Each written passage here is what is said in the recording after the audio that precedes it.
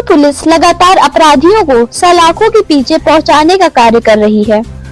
आरोपी कोई भी हो, पुलिस लगातार ऑपरेशन त्रिनेत्र ऑपरेशन आदि के तहत आरोपियों को पकड़ रही है। दरअसल कानपुर के कलेक्टरगंज थाना क्षेत्र अंतर्गत एक दुकान में शातिर चोरों ने चोरी की घटना को अंजाम देकर लाखों का माल व कैश पार कर लिया था।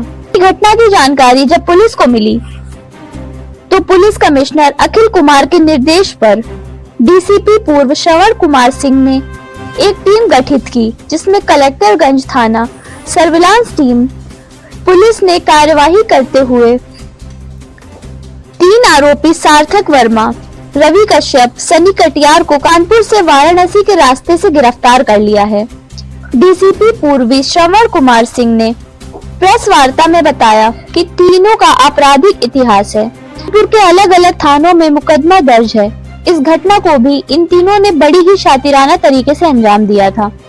पुलिस ने इनके पास से 10,000 रुपए, 3 मोबाइल और एक ऑटो रिक्शा बरामद किया है। यह तीनों आरोपी कानपुर के ही रहने वाले हैं, जिनके ऊपर कार्रवाई करते हुए जेल भेज दिया गया है। जैसा कि आप जानते हैं कि आज के ज़माने में मोबाइल अब धीरे धीरे कम हो रहा है, लेकिन कैमरे से आदमी नहीं बच पाता है और कैमरे के आधार पे आइडेंटिफाई हुआ, जहाँ से घुसे थे वो आइडेंटिफाई हुआ। हम लोगों ने तमाम विजुअल्स को देखे, वो विजुअल्स हम लोगों के पास हैं और विजुअल्स के आधार पे उनके मोमेंट को हम लोगों ने आइडेंटिफाई किया। ये एक गैंग जो 2 लड़के थे, यहाँ से भागे, दूर तक गए, वाराणसी तक गए, फिर वहाँ तक हमारी टीम गई। फिर वहाँ से जब ये बैक हुए हैं तो इनकी फिर यहाँ पे अरेस्टिंग हुई। क्या इंटर स्टेट गैंग है क्या ये? नहीं, इंटर स्टेट नहीं है, ये है यहीं लोकल के ही फिलखाने के ही है। किस तरह वारदात को अंजाम देते थे? ये वही नकब लगाने का जो सुनसान पड़ी है, क्योंकि सैटरडे को ये बंद हुआ था और रविवार को भी दुकान बंद थी, तो इन्होंने सैटरडे की नाइट में उसमें हाउस ब्रेकिंग की थी, शॉप ब्रेकिंग, उसमें फिर इन्होंने किया था। सेंधमारी कुल मिला के? सेंधमारी है। एक पुलिस के लिए भी चैलेंज था, क्योंकि बहुत बड़ा व्यापार है कलेक्टरगंज घंटागंज का, आप जानते ही हैं। वहाँ पर इस तरीके की घटना को अंजाम देना पुलिस के लिए भी एक बहुत बड़ी चैलेंज था। हम लोगों को लगा कोई बाहरी गैंग है, लेकिन फाइनली गैंग ट्रेस हुआ। लोकल लड़के थे जो क्रिमिनल हैं, उनको हम लोगों ने पकड़ करके जेल में। गंभीर मामला था और उसको सीपी सर ने हम लोग को निर्देशित किया कि चूँकि व्यापारी से जुड़ा हुआ मामला है, इसमें पूरी टीम लगाइए।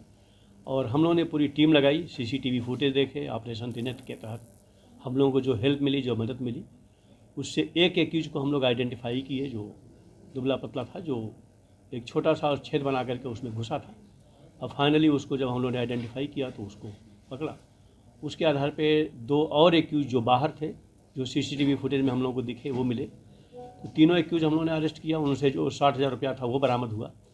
और जो डिटेल हम लोगों ने इंट्रोगेट किया तो उसमें जो तीनों एक्यूज थे, उसमें 2 एक्यूज पे पहले के मुकदमे हैं, वो जेल गया हुआ है। एक उसमें ऑटो चालक है और एक जो है वो नशे का है।